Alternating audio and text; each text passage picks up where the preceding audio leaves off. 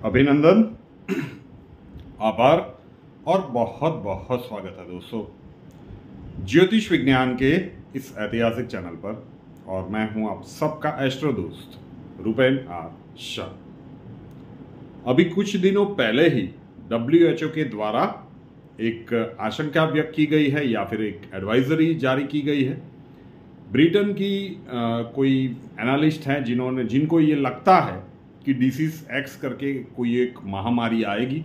Mutation virus का बहुत कुछ हो रहा है। वो वीडियोस आपने देखे होंगे। रियल न्यूज़ के यूट्यूब चैनल पर हमने भी वो WHO के रिपोर्ट को प्रकाशित किया था और वहाँ पे भी बहुत सारे लोगों के क्वेश्चंस आ रहे थे कि इसके ऊपर एस्ट्रोलॉजिकल प्रिडिक्शन सर आप कर दीजिए। अब WHO मतलब विश्व आरोग्य संस्था उनको लगता है कि इसका खतरा बन सकता है और जब भी आएगा तब 5 मिलियन के आसपास डेथ वो होने की आशंकाएं जता रहे हैं। जबकि कोविड में 2019 से जब से वो आया था तब से अकॉर्डिंग टू WHO 7 मिलियन के आसपास मतलब 70 लाख के आसपास पूरी दुनिया में मौत हुई थी। तो ये आंकड़ा का जो स्टैटिस्टिक्स वो दिखा रहे हैं वो काफ़ी ज़्यादा है। अब एस्ट्रोलॉजिकल देखें कि क्या इसकी संभावनाएं नियर बाय फ्यूचर में बन रही। जो लोग परिवार के साथ इनिशियली जुड़े हैं, जब लोकसभा का चुनाव यहाँ पे संपन्न हुआ था, नरेंद्र मोदी जी दूसरी बार जब प्रधानमंत्री पद का उन्होंने शपथ लिया था, उसके बाद दो बड़ी प्रिडिक्शंस की गई थी। एक नरेंद्र मोदी जी के राजनीतिक जीवन के सबसे कठिन कार्यकाल के लिए, वो हमने देखा, और दूसरी युग परिवर्तन शब्द का उपयोग करके कि युग परिवर्तन का दशक आ रहा है। बहुत कुछ बोला गया, लोगों कहाँ पे कमेंट्स नहीं की गई कि पत्ता भी नहीं है। पूरी दुनिया थम गई लेकिन कई लोगों का पत्ता नहीं है।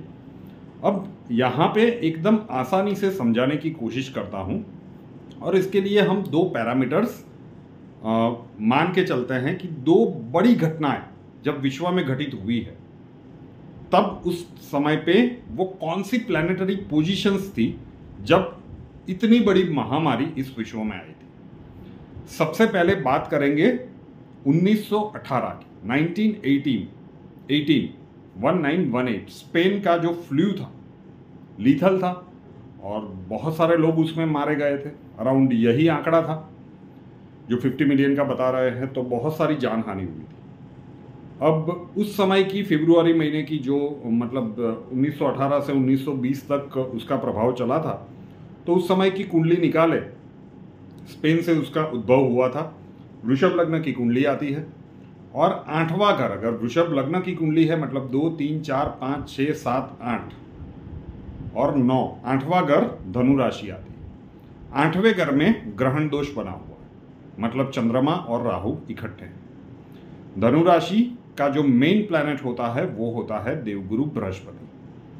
देवगुरु बृहस्पति कहा जाता है कि धर्म के कारक देव है, लेकिन देवगुरु बृहस्पति जीव कारक तत्व भी है।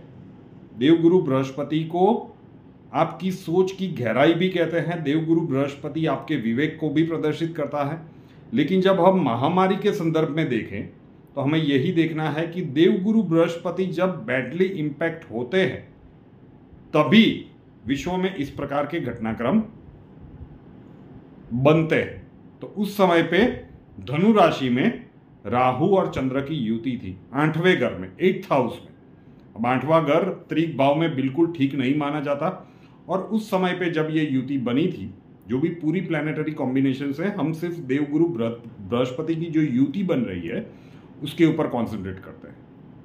तो ये हुआ था क्योंकि जीव कारक तत्व की राशि में ग्रहण लगा था। अब उसके बाद आ जाते हैं 2019 में, जब दिसंबर महीने में वो षटग्रही युति बनी थी और धनु राशि में बनी थी। कर्मस्थान में वो चीज़ें बनी थी 10वें घर में। मुझे आज भी याद है 6 ग्रहों की युति थी।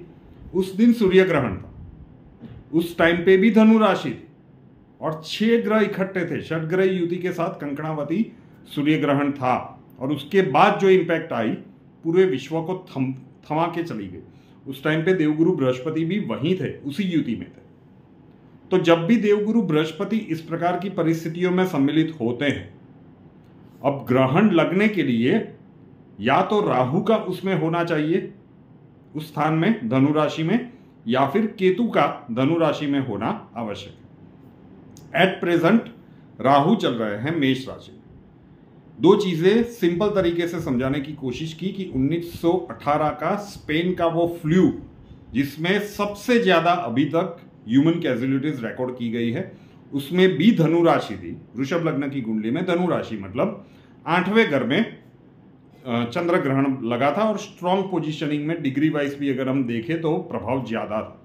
और 2019 में जब कोविड की सिचुएशन बनी तब 10वें घर में षटग्रही युति थी, धनु राशि में सूर्य ग्रहण लगा था। अब जहां पे भी देखेंगे तो देवगुरु बृहस्पति कहीं ना कहीं आपको पीड़ित अवस्था में या फिर उनकी राशि पीड़ित अवस्था में नजर आएगी। अब जो ये लोग आशंका व्यक्त कर रहे हैं वो मेडिकल टर्म्स पे कर रहे हैं, और जो 2019 में हमने कहा था कि युग परिवर्तन का दशक आ रहा है और बहुत बड़े ग्रहीय बदलाव आप देखोगे, अकल्पनीय घटनाएं देखेंगे, उसमें से बहुत सारी देख चुके।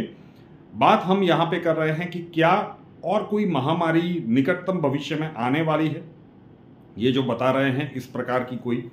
तो अभी केतु तो मतलब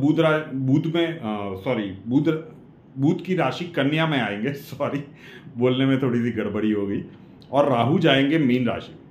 30 अक्टूबर को ये राशि परिवर्तन हो जाएगा। ऑलमोस्ट 1.5 साल तक रहते हैं। तो धनु राशि तक जाने के लिए राहु और केतु सदैव उल्टे चलते हैं, ठीक है। तो केतु को तो वापस जाने के लिए बहुत लंबा समय लगेगा, मतलब कन्या से फिर सिंह में, तो ये तो हम केतु को तो सीधा आउट ही कर देते हैं। सबसे नजदीक पड़ रहा है राहु, जो अभी जाएंगे मीन राशि में, 1.5 साल तक मीन में रहेंगे। उसके बाद अगले 1.5 साल में वो 11 नंबर में मतलब कुंभ में आएंगे। उसके बाद अगले 1.5 साल तक वो जाएंगे मकर में, और उसके बाद अगले 1.5 साल में वो ट्रांजिट होगा धनु राशि में, जहां पे 9 नंबर लिखा होगा। तो जब जब भी ये परिस्थितियां बनी है, विश्व की 2 प्रमुख जो घटनाएं बनी थी, एक स्पेनिश फ्लू की हमने बात की और दूसरी कोविड की हमने बात की, वहां पे धनु राशि में ही कुछ ना कुछ बड़ी प्लैनेटरी पोजीशंस बनी थी। स्पेनिश फ्लू के टाइम पे अष्टम स्थान में चंद्र ग्रहण था, चंद्र और राहु की युति थी, और जब कोविड था तब 10वें घर में, अब क्योंकि षटग्रही युति थी और गुरु भी वहां पे थे, और वहां पे सूर्य ग्रहण लगा था। तो ये धनु राशि में जब भी इस प्रकार की परिस्थितियां बनती हैं, हम मान के चलते हैं ये भी एक लॉजिक ही है कि जब जब ये होता है व्यक्तिगत कुंडली में भी जब इस प्रकार की परिस्थितियां आती है, तो जहां तक हमारा अनुमान है स्वास्थ्य के संबंधित छोटी या बड़ी तकलीफें व्यक्ति के जीवन में आती है।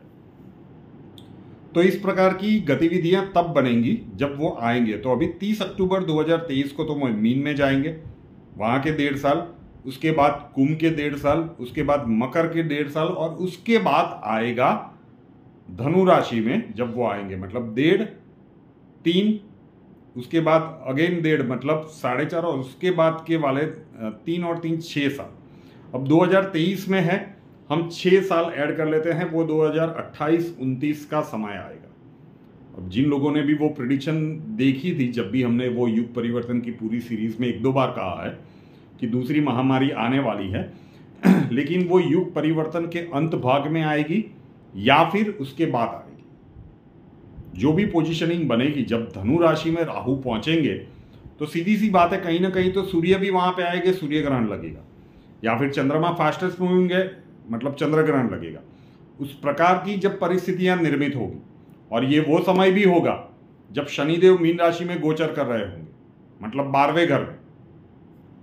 काल पुरुष की कुंडली देखे तो 12वें घर में बनता है, तो जब 12वां घर बिल्कुल भी ठीक नहीं माना जाता, मोक्ष का स्थान माना जाता है, तो 12वें घर में शनिदेव हो और जीव कारक तत्व की राशि धनु राशि में जब ग्रहण लगेगा, उस प्रकार की परिस्थितियां बने तो वो 2028-29 से पहले तो बन नहीं सकती।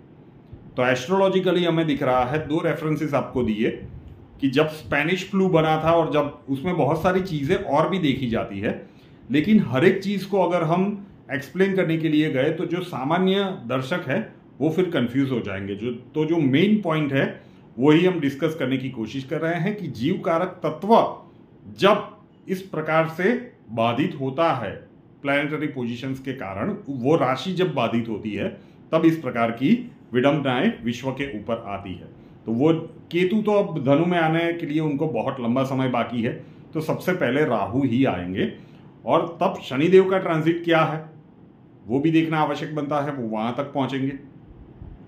और 2025 से 2033 के बीच देवगुरु भी वो कहते हैं अतिचारी अवस्था में होंगे, मतलब बहुत ही फास्ट मूव कर रहे होंगे। वो जनरली 11-12 महीने के समय में के आसपास राशि परिवर्तन करते हैं, यहाँ पे वो बहुत ही जल्दी मूव कर रहे होंगे। तो निकटतम भविष्य में ऐसा जो WHO वो अभी मेडिकल टर्म्स एंड कंडीशंस के ऊपर रिसर्च करके कह रहे हैं कि ऐसा कुछ आने वाला है। समय मर्यादा तो उन्होंने भी नहीं बताई। ज्योतिषीय रूप से दिख रहा है, जो हम पहले भी 2 बार कह चुके हैं कि दूसरी महामारी आएगी, वो तबाही बहुत बड़ी होगी। लेकिन वो समय, ये युग परिवर्तन का दशक का जो अंत भाग होगा 2028-29 समय लग रहा है कि तब एक बहुत बड़ी महामारी आने का एस्ट्रोलॉजिकल पॉसिबिलिटी बन रही है। और उस समय पे हो सकता है कि विश्व में कैजुअलिटी का नंबर बहुत बड़ा हो। लेकिन उससे पहले निकटतम भविष्य में ऐसा कुछ हो जाए, इसकी संभावनाएं तो ज्योतिषीय दृष्टिकोण से हमें बिल्कुल नहीं दिख रही है। तो आशा रखता हूं कि जिनको भी इसके संदर्भ में कुछ जानना था, तो आज की इस वीडियो से स्पष्ट हो चुका होगा। रूपेनाथ शाह नाम के इस यूट्यूब चैनल को अभी तक सब्सक्राइब नहीं किया है तो कर लीजिए, साथ वाला बेल आइकन दबा दीजिए और उसके बाद 3 ऑप्शंस आएंगे, ऑल के ऊपर क्लिक कर दीजिए ताकि हर नए वीडियो की नोटिफिकेशन आपको सबसे पहले मिलती रहे। हमसे अगर लाइफ के किसी प्रॉब्लम के लिए सॉल्यूशन चाहते हैं, स्वागत है आपका।